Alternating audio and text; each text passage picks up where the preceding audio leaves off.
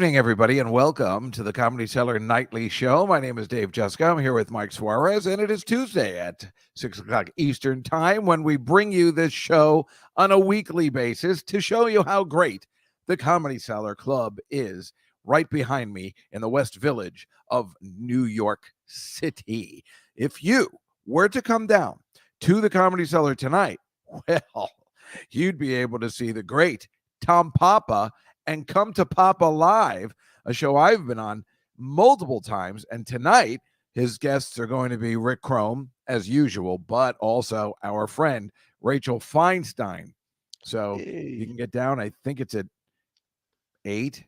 Actually, I don't know. I don't really work at the Cellar. No, I'm just kidding. I think it could be at 7:30. But there's plenty of time to get down there. It's usually a great show. It's like an old-fashioned radio show.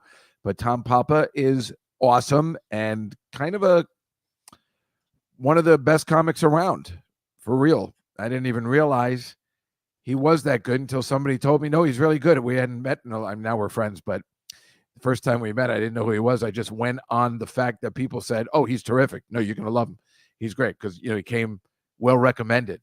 And then I don't even remember what he was saying, but he was on a show I was doing for charity. I put him on, and he was just killing it. And I don't even know what he was saying, but I'm like, wow, I've never seen a response like that. So definitely want to see a show like that. Plus, we have so many other shows going on at the exact same time.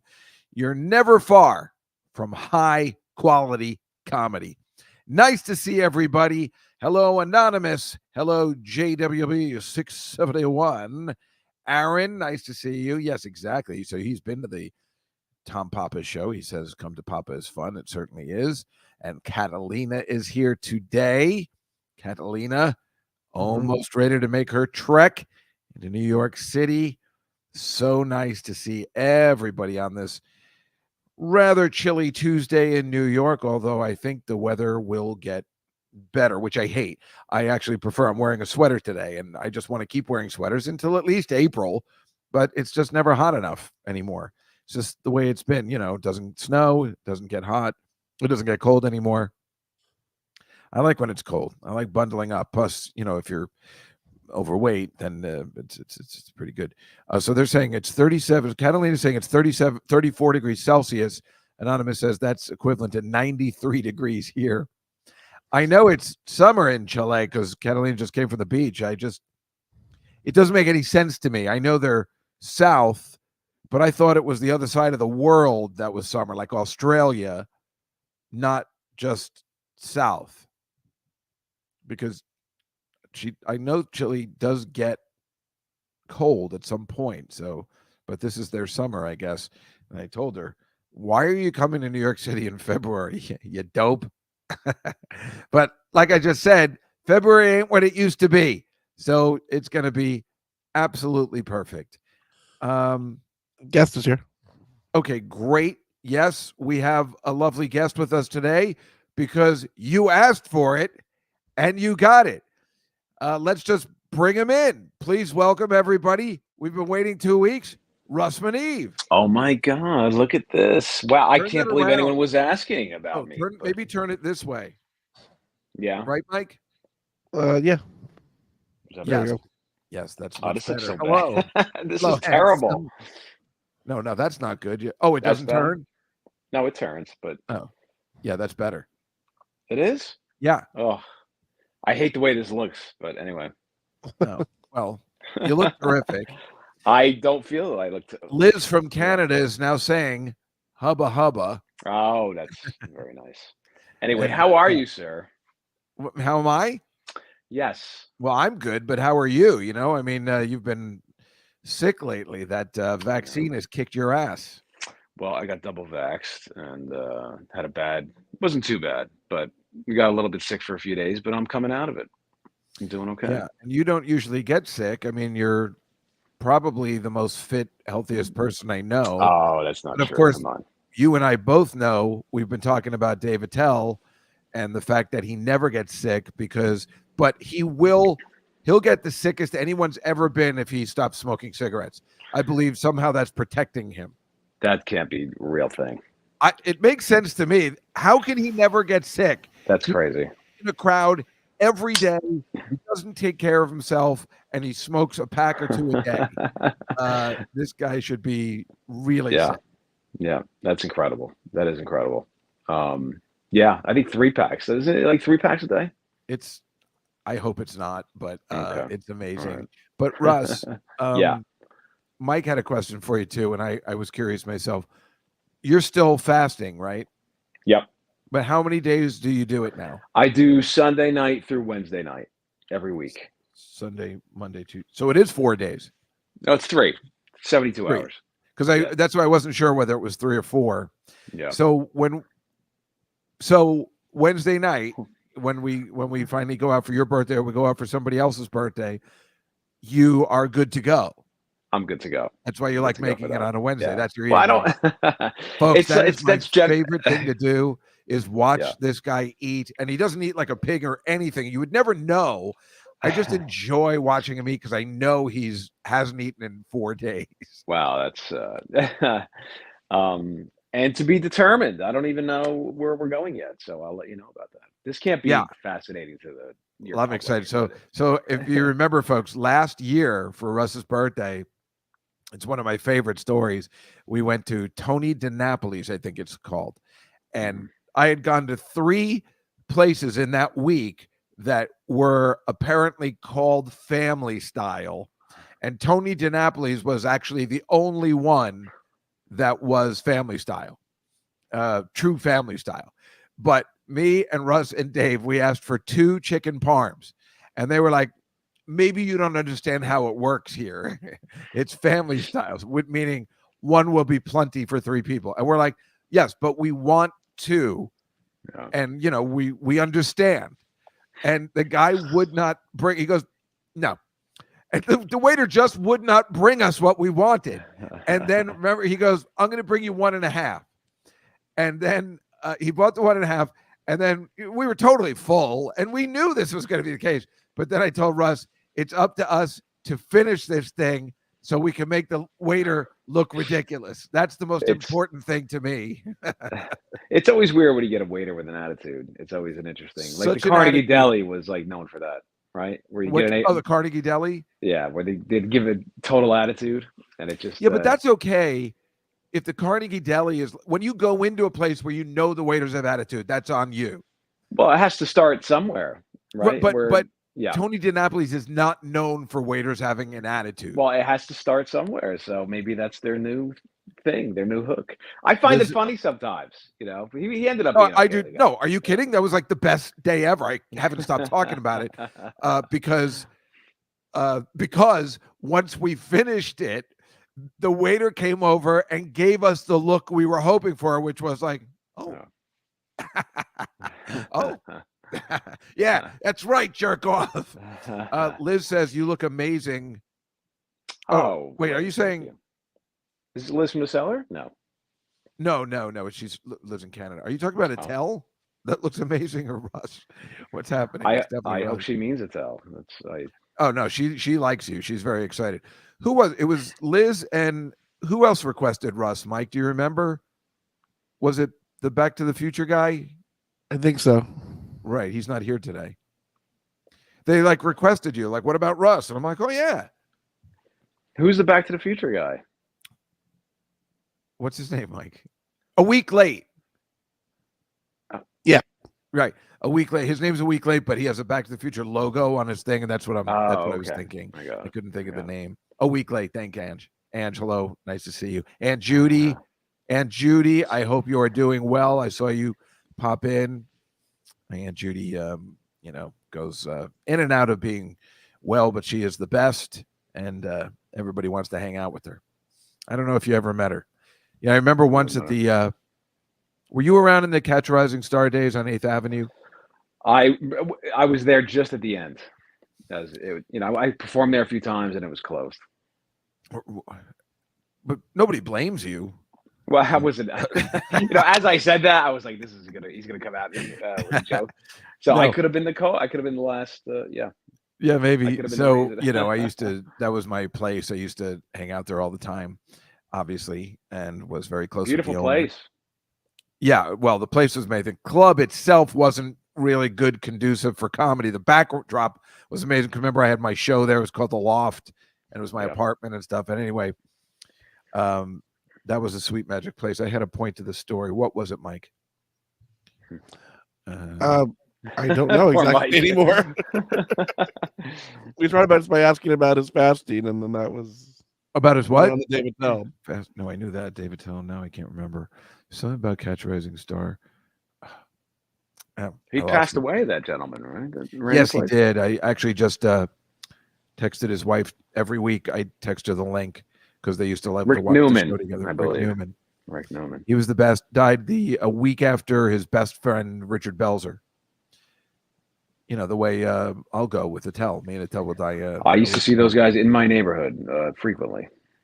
Yeah, yeah, they were really great, and it was great.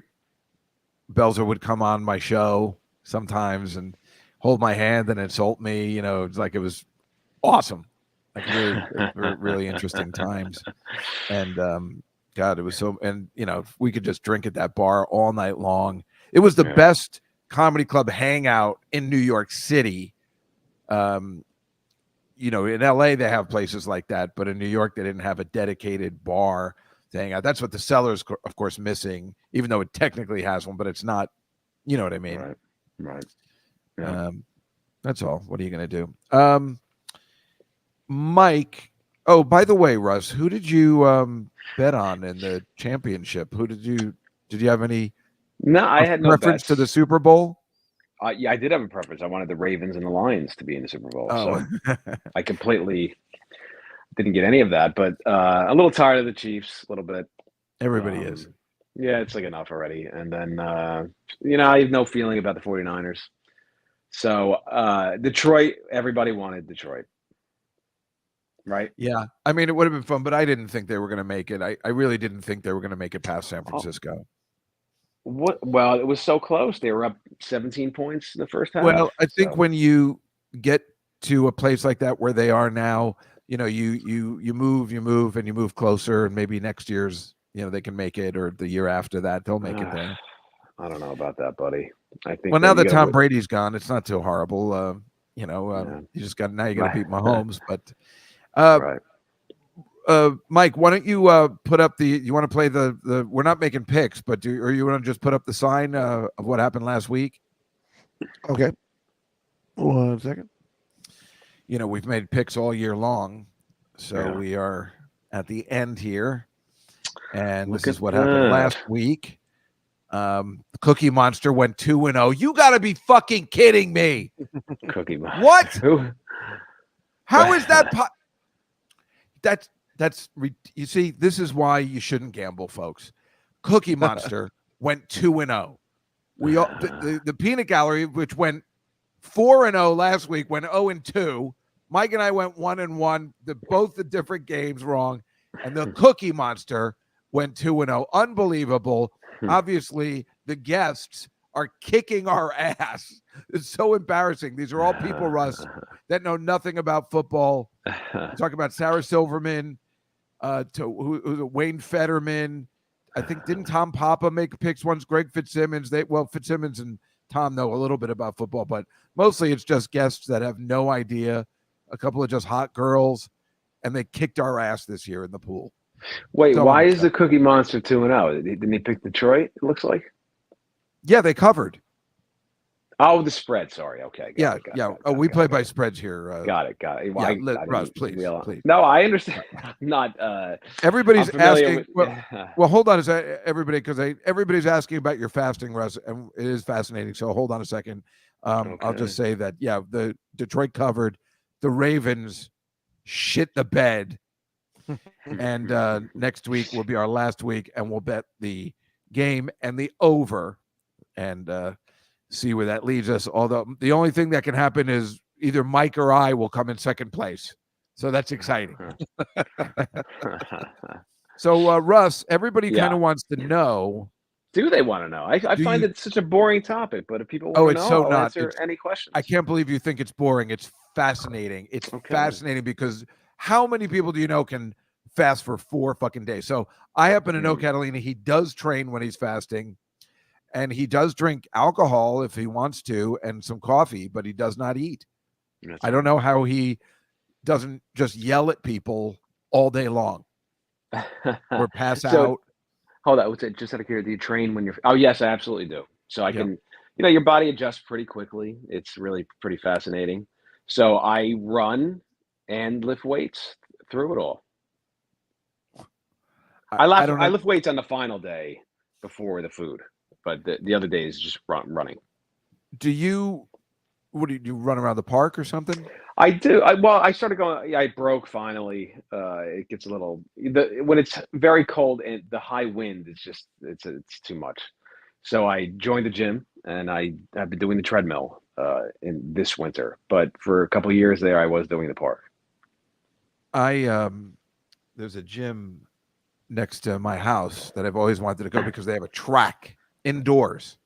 Oh, nice. And that seems better than a treadmill to me. Yeah, whatever. I like having the dashboard in front of me and knowing the speed and the mileage and all that. But other than that, it's so here's what we're getting. Now I'm in awe. I'm pretty sure I'd pass out if I tried running when fasting. Then there is some science I can't explain suggesting fasting protects us against cancers. Anonymous says I have a fainting disorder. There's no way I could do it. And Barry's, of course, saying we have to fast once a year, and that's too much. You got that right. I think about it all the time, Russ. When I think about Ramadan and a couple friends I have that, do that. Mm-hmm. At my old job, one was in the accounting department, this kid, my friend. And, what that is, you can't eat from sunset to sundown. Mm-hmm. So if it comes in the summer, which is like the worst thing that can happen, and it comes all year round, you basically have to get up at around 4 a.m, eat, then go back to bed, and then go to work. No drinking or eating. Yeah. And then go home and pretty much wait till about 9:30 or 10 o'clock to eat again. That's hard. Not difficult. It's really hard. Wow. And then I say to myself, how the fuck are you doing accounting work and sitting there with numbers and stuff? No drinking. You're drinking a lot of water, right? Yeah. Yeah, good. Because do you drink a lot of water or just a moderate, normal people I would amount? say it's probably a lot simply because I'm running, so I drink I have bottles and I'm drinking as I'm running and drink a lot of water after. So I've known about it for a long time and I am just absolutely fascinated. Now, Stacy was doing that for a while. Our friend Stacy, Artie Lang's sister, was doing it for a while. Yeah. And she gave it up. But did you get her hooked on that, or did she discover that? We've discussed it. I don't know if I specifically got her into it, but she would talk to me a lot about it. So the social aspect of it can be difficult, of course. That's there's so many things that'll crack you and make you give it up. And the social thing is a tough one because certain days you're just not eating, and it's kind of a drag. But so a week late, we got Russ for you. What the hell's the matter with you? But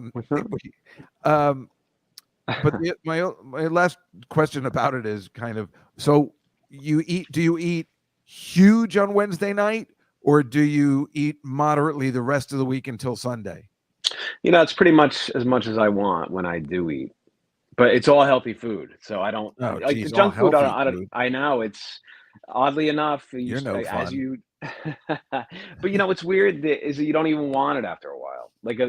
Like onion rings and a cheeseburger, I'd be like, ugh.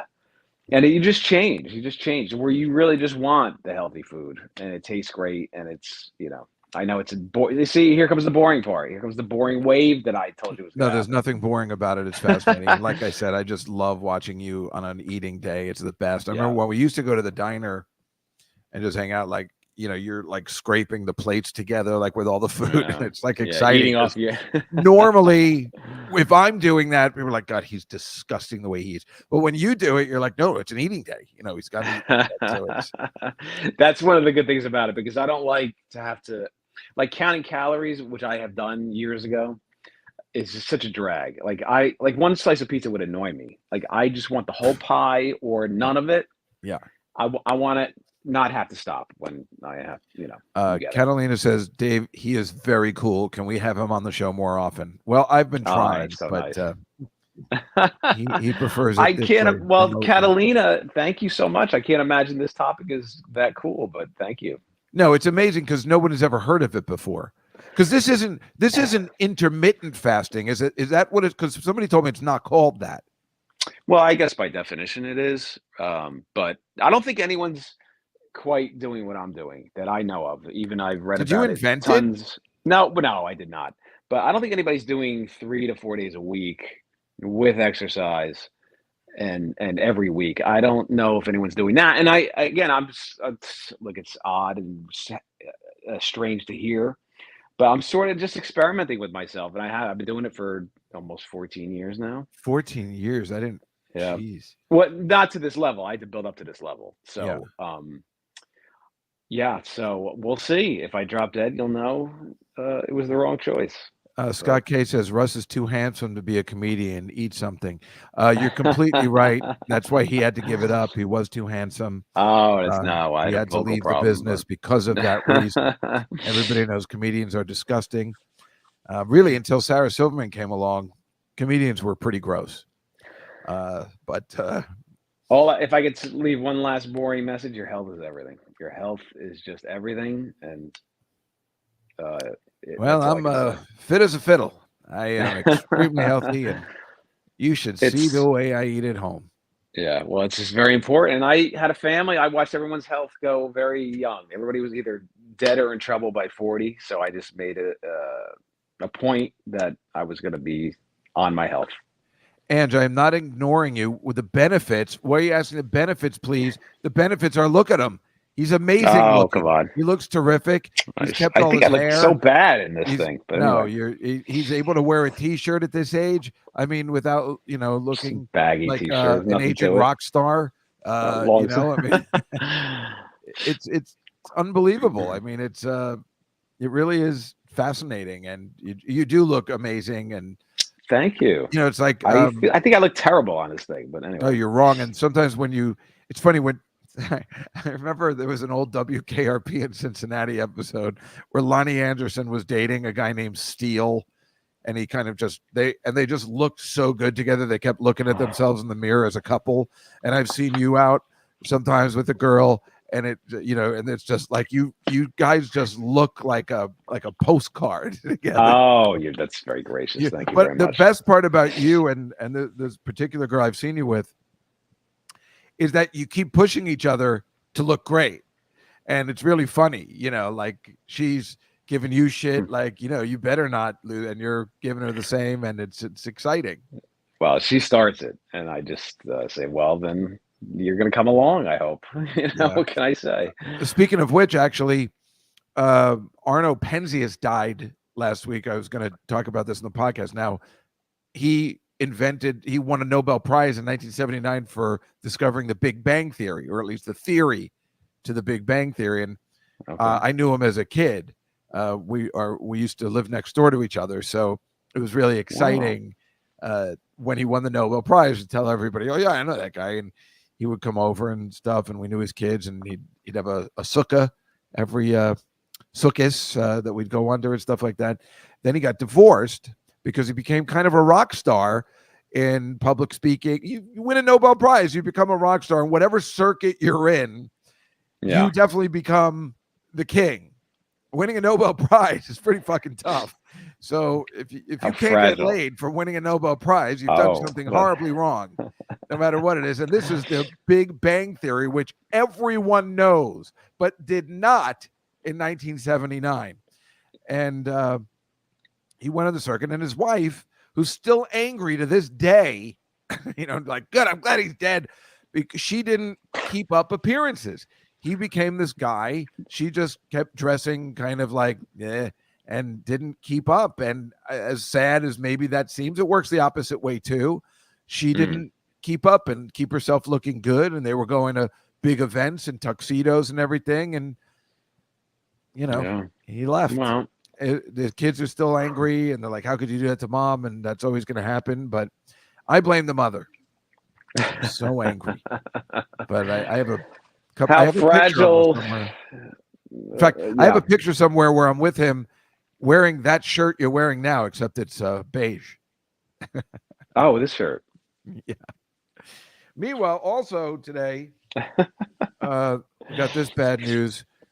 Where am I here? Cheetah Rivera just died about an hour ago. I saw that. I'm the only one that has the album Bring Back Birdie. I'm the only one that saw it, the sequel to Bye Bye Birdie. So you're welcome in advance. I'm actually, Russ, Friday I'm going to see the new musical. This ought to be fun. Days of Wine and Roses. So And yeah, I'm going to get looped Is that up. on Broadway? Yeah, it's new. Wow. And what's that'll be fun. Who's My in sister that? and I like to go see anything, and we figure we go see this one, and it'll be like we'll be the only ones that have seen it. So in case we ever meet the people, oh, I saw you in a production of Days of Wine and Roses, just like I can say to Cheetah Rivera, I saw you in Bring Back Birdie if I ever met her, But which ironically, now that I think about it, over the summer, I met one of the girls in this photo on the back. Wait, well, you disappeared, Dave. I know because I'm holding it up. But I met one of the girls that was a chorus girl in this thing, and she told me, I was like, I saw that show. So, you want to see the ones that are never going to last well or nobody knows about, because that's the topic of conversation. Oh wow, what's this about? Can you give me a one-liner on it? I think it's a Jack Lemmon movie. I've never seen it, where they're drunks. Mike, do you know it? Didn't Jack Lemmon win an Oscar for it? I don't know. I've never seen it. What? I don't know. I love that you sandbag Mike with these questions out of nowhere. You'd be surprised how much he knows and can find out. It's fascinating. Yeah, it's about alcoholism. I just hear grunting and confusion from Mike, so I don't know. I know it sounds like that, but it's not. Okay. Oh, Ange, Marcy's not going to come today. I let her. Can you throw him a softball so he can answer one of these questions, please? Mike, where are you going to play this week? Oh, that's a tough one. Oh, damn, he couldn't. I'm at Laugh Out Loud in San Antonio with Big J. Oh, nice. See? Laugh Out Loud in San Antonio with Big J. San Antonio. That's exciting. Well, I'll tell you what. Mike, let's look at the things I gave the news items. Yeah, he was nominated for Days of Wine and Roses, but he didn't win. What'd you say? He was nominated for Days of Wine and Roses, but he didn't win. Oh, he didn't. Oh, he won for something with the paper tiger or something. Save the Tiger. Save the Tiger. That's right. Okay, he was nominated though. Mike, can we look at the number one today? What did I have here? Yes, of course, the championship playoffs. Taylor Swift was there to see her man do really well and win. And if you go to the next one, they had like a moment together, which was caught on tape. Which what a life they're living. Incredible. Yeah, right. Especially if he wins, it's like can anything go wrong? It's incredible. I know, it's amazing. And well, she had a rough weekend. So well, look at this. This is the problem that everybody's very uptight about. This is her schedule. She's got to go to Japan and perform in a concert. But it looks like she's going to be back just in time for the Super Bowl. Everybody's panicked about this. They knew she had a show in Tokyo, but fortunately, this concert's Saturday night at 8. It ends at 11, and then she'll leave Tokyo at midnight, and she'll actually be able to make up another day. She's at a. I mean, listen to what you're saying. I mean, she's at a level. And there's nowhere to go but down from me. I mean, you can't go any higher in life than this. This is incredible. Well, and she's getting on a plane to jet back, private plane, to see her superstar football boyfriend who's about to win the Super Bowl. I mean, this is the pinnacle. Yeah. I don't want to know what's coming. I hope it's okay. Well, speaking of what Aaron's saying, she's going to apparently inspire a new law. So. Wait, what's regarding AI artwork? Oh yeah. So she had a rough week. Yeah, she had a rough week. It's rough, Well, what is it? They were putting nude pictures of her that were fake? Is that they were just flooding the Twitter with really graphic images of her and the nude in the crowd. Like, it was pretty bad. I mean, first of all, it's her, right? So it's fake right away. And then if this is her biggest problem, I mean, come on, Right, right. And then you say, why now would she put out nude pictures or like? I mean, no, well, it, yeah. Well, she wouldn't. She just never would. And I mean, it's so blatantly fake. Hasn't she been famous since she was like 15 or something? Yeah, but she's at a level now that is absolutely Right. ridiculous. That's what I'm saying. Yeah, that's so ridiculous. Go to the next one, Mike. This is Erin Moriarty, and I've always liked her. She was in, I don't know, she's really pretty, totally my type of girl. Oh, really? Beautiful women are your type, Dave? Yes, yes, they are. Well, she's not. She looks beautiful here, but she was more a little plain to me when she was doing Jessica Jones, and I liked her. So, and if you go to the next picture, I mean, this is like, she's just, I don't know, she's very, very pretty. So, yeah. I don't know what it is, Dave. She's totally beautiful. Megyn Kelly called her out and saying she's had all this plastic surgery. And she's fighting back that she hasn't. But if you look at the next picture. Wait a minute. This is post plastic surgery. And the previous photo was pre-plastic surgery or what? Well, Erin saying she has not had plastic surgery. But this picture. But this is the latest okay. So that's the same girl in the last picture you're saying. Yeah. That's too bad. Isn't that too bad that she did I'm that? hoping there's something fake about it. But she hasn't said it was a fake photo. She's just like, I haven't had anything done. If this girl's succumbing to it, what hope is there for so many? I mean, and this is like a thing, dude. Beautiful girls that are young are still getting it. I've seen it a million times. It's bumming me out. And I can't believe it. I can't believe it. Let's go to the next one. So I've been all about Hooters lately during the sports season. But this girl, I don't know which Hooters she's working out of, but in a brilliant plan. And some of these Hooters girls are so smart. She wore a birthday sash. It wasn't her birthday, and made $500 in extra tips. And people are angry because she's like, I think she kept telling everybody her birthday was next week, and so she wasn't like lying, but. It's such a smart move. She made $500 that as hosting comedy club. What? We would host we would host shows in San Antonio at the club. We would say it's one of the waitresses' birthdays. I mean, it's a brilliant marketing. It always worked. Yeah. That's the end. Yeah, let's try to gouge the customer at all costs. Why not? Well, terrible. I mean, do we have to feel? I mean, that's what they do at Hooters. You don't walk around in outfits like that trying to get money out of the women clients. Right. I mean, it's just funny. So I've been following this Boca Raton Hooters, and it's the greatest Instagram site of all time. These girls are hilarious, and they do all this sports related stuff. They do stuff like, oh, the phone's for you, Donna. Like, thanks. Who is it? It's Bill Belichick. Look, Bill, we do not need your coaching here. We are going to be fine. Like, they do inside stuff that guys like. Yeah. Absolutely brilliant. So I didn't know Hooters was still going. I didn't know either.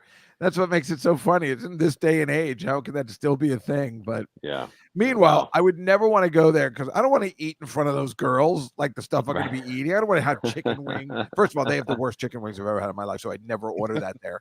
But you don't want to. Yeah, sweetie, it's going to be okay. Yeah, right. Hey, tell the chef this is dog food. All right. Scrape up another round. All right, Mike. I'm going to go to the slides. Okay. All right. I'm going to share my screen now. Russ, can you see? Yeah. It's a picture of Donald Trump, your boy. My boy. I'm kidding. Well, there's we'd all love a reasonable version of Trump, I think. But. Yeah, well, here he is in New Hampshire making a King's appearance. I mean, this guy, I can't tell whether he gets it or he doesn't get it. I don't know what's happening. Meanwhile, Biden wasn't even on the ballot because New Hampshire is mad at him for, I guess, the last time where he didn't feel like going to New Hampshire. He's like, what do I need to go to New Hampshire for? I'm going to win that. So everybody wrote him in, and he won by a landslide. I mean, I don't know who else was running for Democrat or who runs against the incumbent like that, but it's getting pretty bad, I guess. And here are the awesome voting proofs in New Hampshire. This from the 1930s. I don't know. Well, it could be present day. I mean, they all look very. It is present day. Oh, okay. That's the problem. I mean, yeah. Even in New York, which is kind of a dump, they have new electronic voting stuff. I mean, you're not supposed to let a kid in there. I'm trying to think if I went to the voting booth with my mom. I think I did. It was exciting, right? Oh, my goodness. This is a bunch of anti-abortion douchebags rallying in front of the White House, and I was like, good. They had really bad weather. And then on the flip side, I'm like, yeah, but it's really pretty. Fuck them.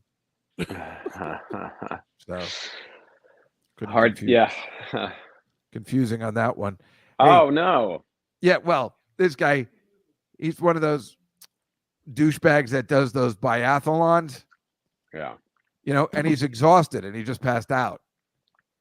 But I'm like, what are you passing out for? Because you got to shoot and then you got to walk. Yeah. What a loser. Yeah, that's the biathlon, the one where you shoot and walk. The only weird. It's weird. I mean, it's kind of it's an cross-country exciting sport, you don't just but who walk. came up with it? It is a weird combination, right, of things. Yeah. The only reason I know about it is from the For Your Eyes Only. Remember that guy was there to kill James Bond while he was doing the biathlon. So he would do the biathlon, then go off and try and kill James Bond.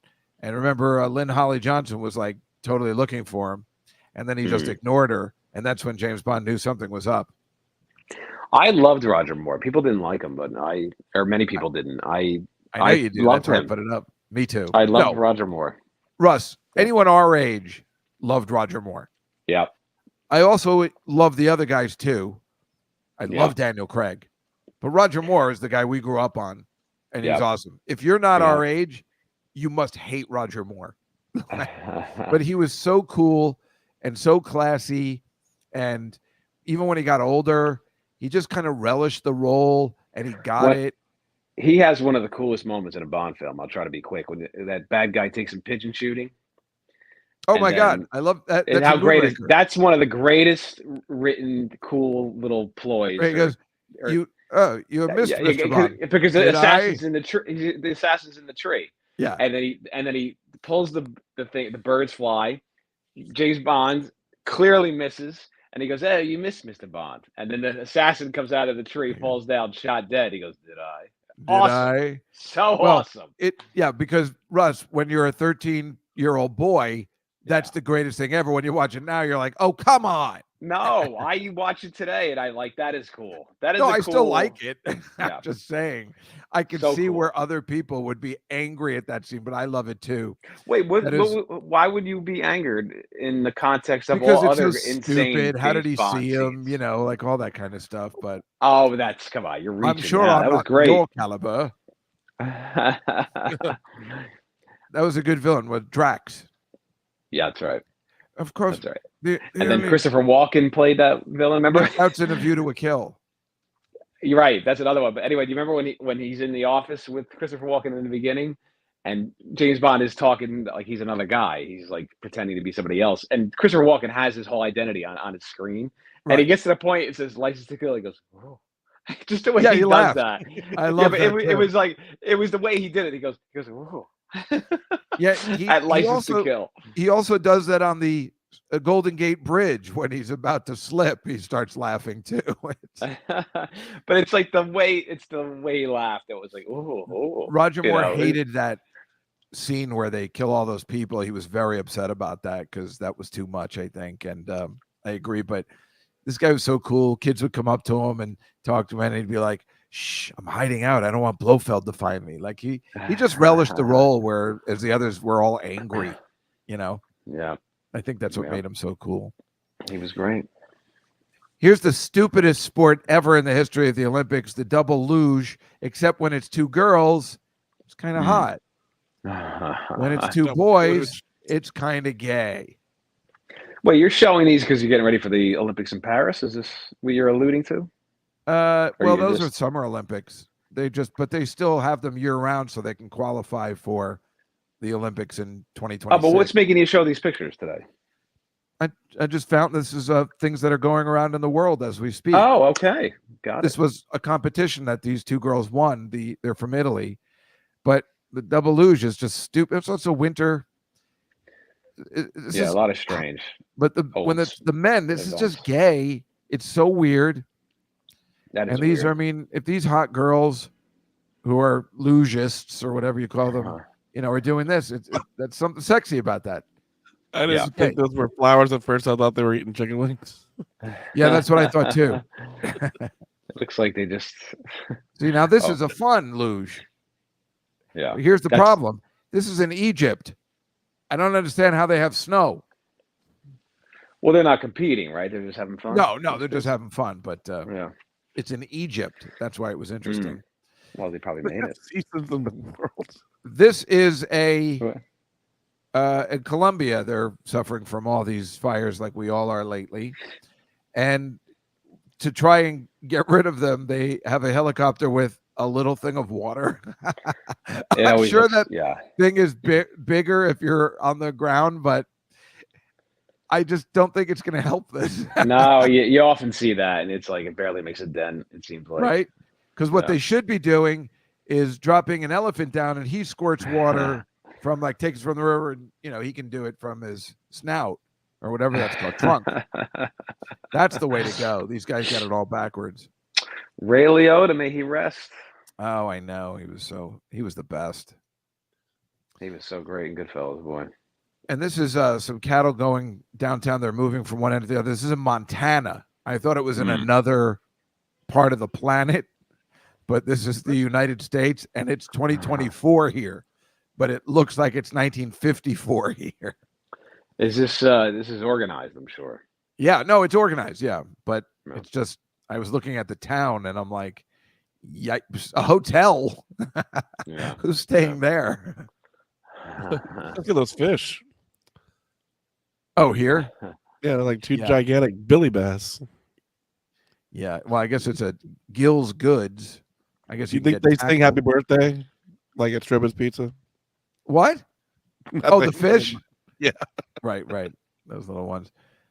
These are farmers protesting in France by dumping all these potatoes on the road. I'd prefer this than some of those Palestinian protests. For some reason, this makes more sense to me. Wasn't that they dump manure right next to it? Isn't that what's going on? That might have just been manure that was already there. I don't know. Why are you wasting all those potatoes? They're kind of rotten already. I think they Waiter, more potatoes. And this is a protest or demonstrators in Portugal, but I think they're cops or something. They're just trying to get better salaries. This is good protesting. But I was looking at this. I mean, there's a lot of people going down the street. Is this the same block as the thing in Love Actually in Portugal? That's all I saw. And I'm like, oh my God, look at them. It's so cute. They're going through that same place where he's going to tell Aurora he loves her. This is the way I look at stuff, Russ, because I'm a homosexual. Here's that countdown clock we showed last week with Bill Nye. As you know, they reset it this year, 90 seconds to midnight. We're in big trouble, Russ. Big trouble. And this woman is in a casket in an extreme escape room. The setup is it's her funeral, and she has to escape from the casket by solving puzzles. And it's an extreme escape room. I don't think I'd be comfortable in this. Ugh, my worst nightmare. I did get an MRI once, and it was horrible. But anyway, those are tough. Oh, you really got to get your mind in the right place. I can't believe they can't figure out how to make it less loud. Yeah, well, it's just very claustrophobic. But where is this? I think it's in America somewhere. Oh, okay. Or is it in Brazil? You know what? I don't remember. Good question. And it's Fashion Week in Paris. So we usually do this. This is a guy named Kenzo, who I thought was named Hanzo from his swords from Kill Bill 1 and 2. But apparently not. This is in the Richelieu Library. So it's Fashion Week. And, of course, we love looking at the fashion. This guy, Kenzo, I mean, I guess. This isn't so bad. And yet, if you zoom in on all those squares, they all have one Muppet inside them. They have one muffin? Yeah, a muffin. That's what I said, Dave. A Muppet. Oh, a Muppet. Oh, I get it. Oh, that's funny. I'm sorry. It's just, I mean, how is this? I get it. I'm sorry. I mean, no, it was good. I mean, I could have designed this. I mean, yeah. I mean, what kind of? It's just interesting that they always have these big, elaborate shows with clothes that no one would ever wear. Well, case in point. I mean, yeah, look at that. I don't really understand the point of this is what's the name? Aurat von Hout. No.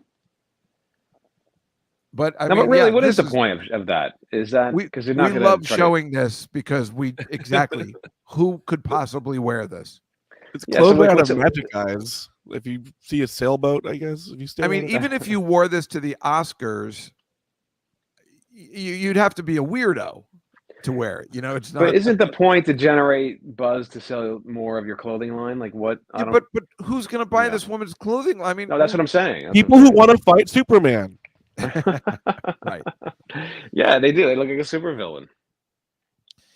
I don't know whether you know about this. This is Stanford University. The coach Tara Vanderveer. This week, she became the most winning coach ever in men's or women's. And so I've been trying to look for, because it's a really nice thing. I've been trying to look for a more attractive picture of her, and it's just not working. I really tried hard. I mean, I tried to make her look a little bit more attractive, and the cameraman said, "How do you feel about Cleveland? How far can you pull back?" But that's a pretty impressive, most winningest college coach ever. It's very expensive. So I don't know if you heard about this. This guy Joel Embiid, 70 points on Monday for the Philadelphia 76ers. Aunt Judy, you probably heard about it because our relative owns that team. 70 points on Monday. Very exciting. That's very rare. Except on Friday, this guy scored 73 in the same fucking week. Wilt Chamberlain still the record, 100 points. I'd still be so pissed if I was this guy and then this guy stole especially a white guy, stole all my thunder. That was the worst. I didn't know Kobe scored 81 at one point. But yes, like you said, Russ. You probably have Wilt coming up. There he is. Wilt Chamberlain, 100 points. And look at that, Russ. I don't know if you can see it, but they have the dates. At what date? So it's February 22nd, February 24th, February 25th, February 27th, 61 points, 67 points, 65. I mean, every night. That's every night. He was so dominant.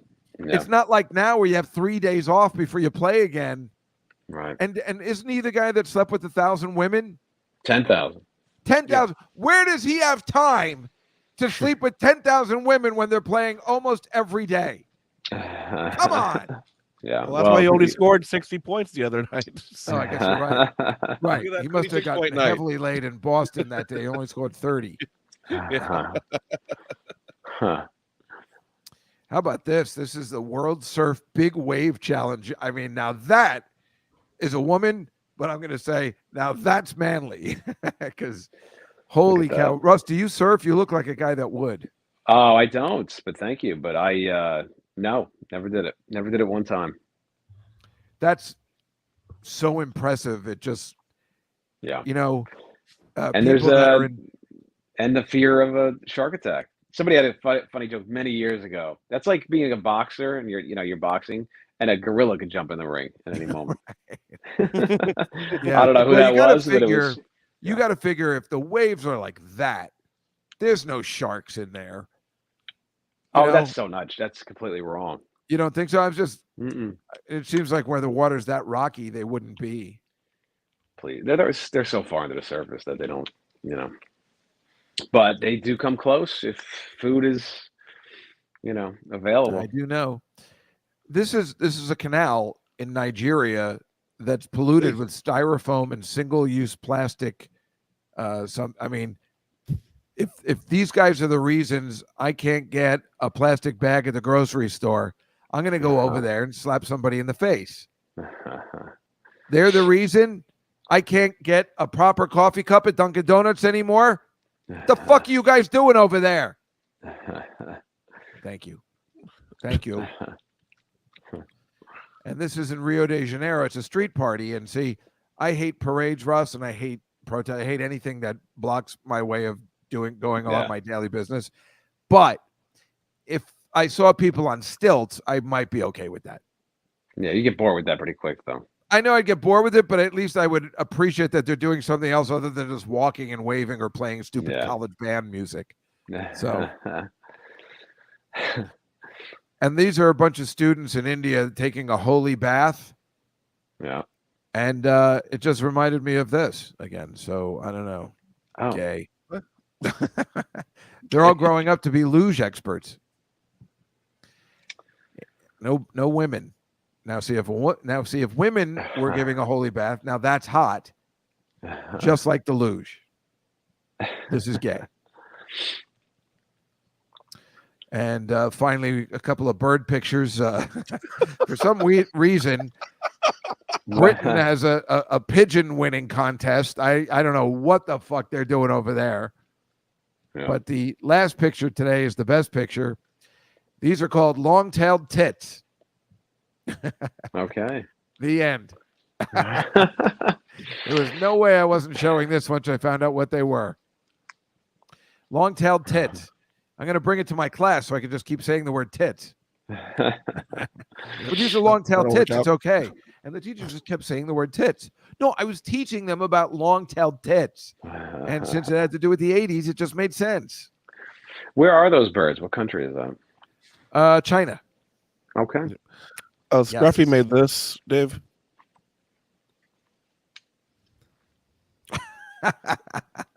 Is that you, Juskow? Is that whose face is that? It's me. Oh, it's hard to, there's a great Bert Reynolds documentary, and you forget how cool he was. Oh, that's the one I wanted to see. Damn it, I'm writing that down. You told me about it. I think it's Somebody else Bert Reynolds, I think. But anyway, what channel is it on? It's like a weird. I just don't remember what channel it was on. What network. Well, Russ, it was like yeah. Sorry. No, you go ahead. No, go ahead. No, I just don't remember what it was. But it's funny that you mentioned it because, as you know, I'm teaching a course at the college on 80s movies, and a lot of the talk is when Burt Reynolds wasn't, in the 80s, he didn't do very well, and I have to explain to them, you don't understand how hot he was. Biggest star in the world. The biggest star, and awesome too. Not just, but he was cool, and he was fun. Cool. And then those car movies. No one cooler. Yeah, no one cool. And at work, that guy Hal Needham ruined his career. Let me tell you something. He was so cool on talk shows and humble and funny. And then he got older and he got angry and weird. Like Chevy Chase. Especially, with all of them. Even on red carpets, he's angry. He's yelling at the paparazzi guy, whatever. But cool. Like Brad Pitt is I guess sort of like a benchmark today. But he was not nearly as cool as Burt Reynolds was, and witty, and just everything. He had everything. He really did. Yeah, and he was good in serious films as well. And that's what. And by the way, so cool. There's great actors like Daniel Day-Lewis is great, but no one was more natural. Just hanging out, talking, the cameras didn't affect him.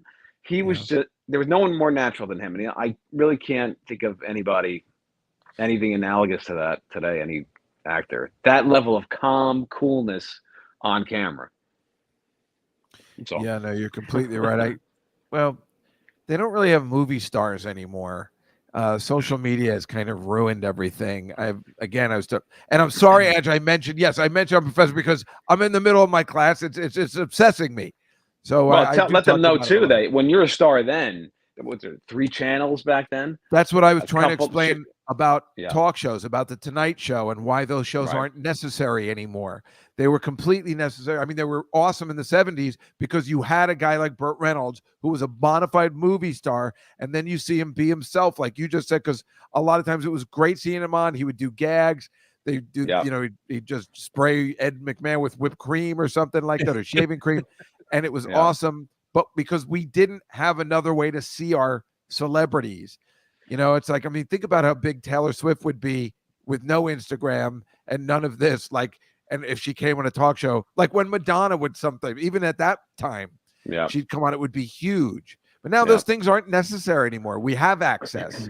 We see them. So, that's another thing. You can't really explain to somebody how big Taylor Swift is the biggest of the big. Mm-hmm. And yet it's not the same. There's not the mystery. We feel like we all know her because we see all this stuff. Yeah. And they had a reclusiveness about them.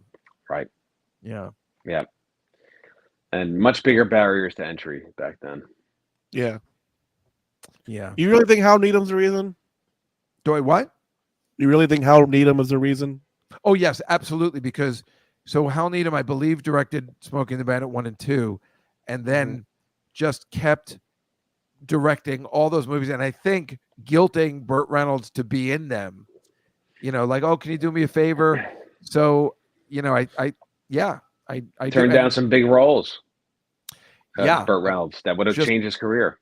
Yeah, I was just reading about a really big one, and now I can't remember. In terms of endearment with Nicholson. Nicholson took it. Right. Yes, he turned with Nicholson won an Oscar for it. That's right. Because he didn't want to be a supporting actor, and Nicholson was fucking even cooler.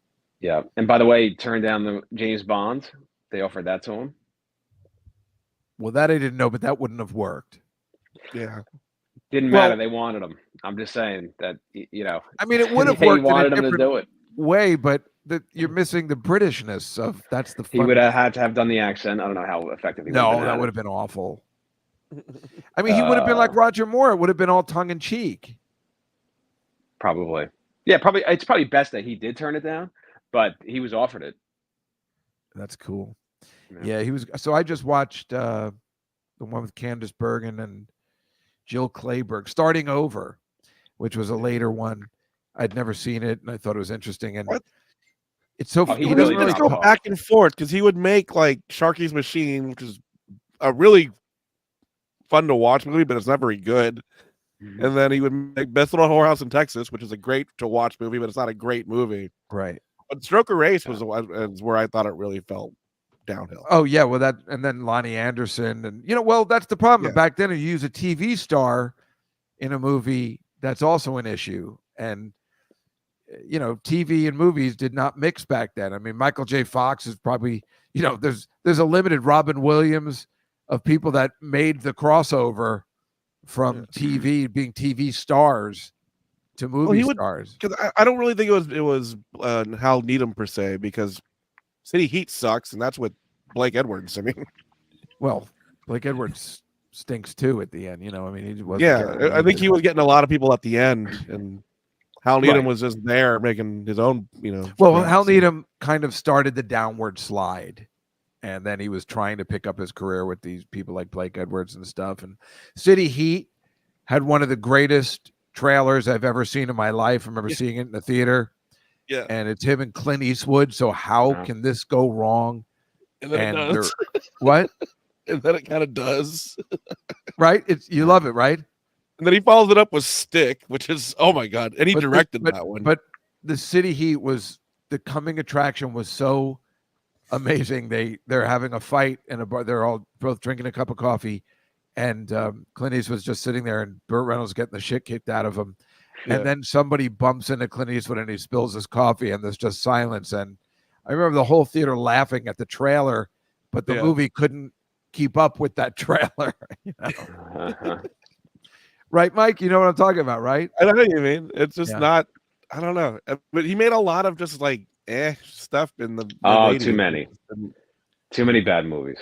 Yeah. Switching channels. Anyway, we got to call it tonight. And no, Russ, sorry, Liz, Russ does not perform comedy anymore. He's in a holding period now. Maybe he's like Billy Joel.